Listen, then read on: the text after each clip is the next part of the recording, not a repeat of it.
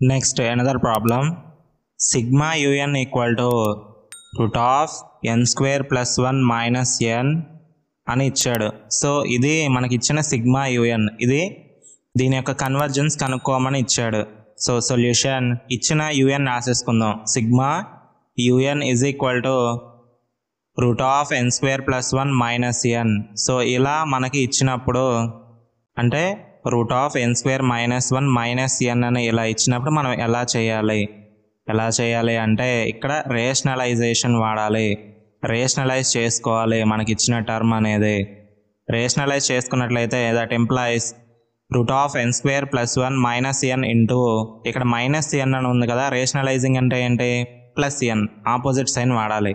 So root of N square plus 1 plus n divided by root of N square plus 1 plus N. So ఇక్కడ minus ఎన్ అని ఉంది, ఇక్కడ plus ఎన్ అని ఉంది. So ఇది ఏమవుతుంది, A plus B into A minus B ఫార్మేట్లో ఉంది.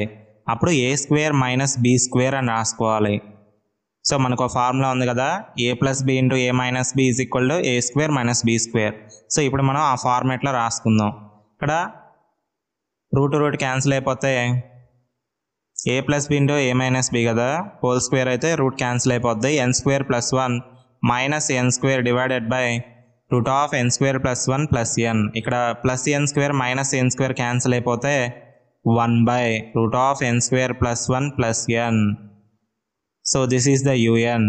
సో మనకి ఇప్పుడు యూఎన్ వచ్చేసింది. Therefore U N is equal to 1 by N బయట రాసుకుంటే N into root of 1 plus 1 by N square plus 1. So this is the final UN. మనకి ఇప్పుడు U N వచ్చేసింది కదా, నెక్స్ట్ విఎన్ కనుక్కుందాం. నా sigma VN is equal to యూఎన్లో మనం ఎన్లు కామన్ అవుట్ చేసుకున్నాం కదా, సో దాని ప్రకారం విఎన్ ఏమవుతుంది, sigma VN is equal to sigma 1 by N.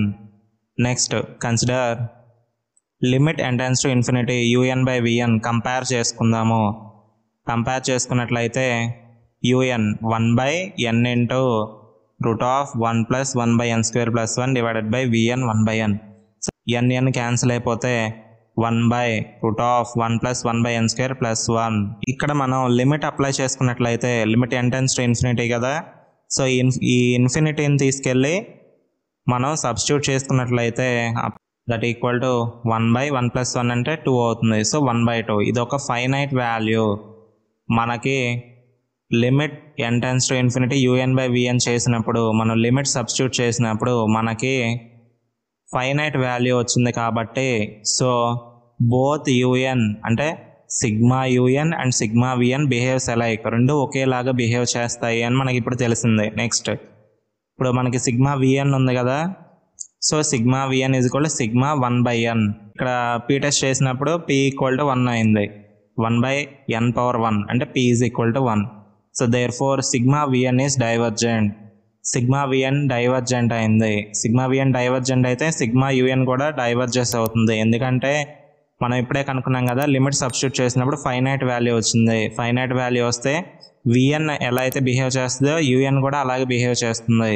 So ఇక్కడ విఎన్ అనేది డైవర్జెంట్ అవుతుంది కాబట్టి యూఎన్ కూడా డైవర్జ్ అవుతుంది.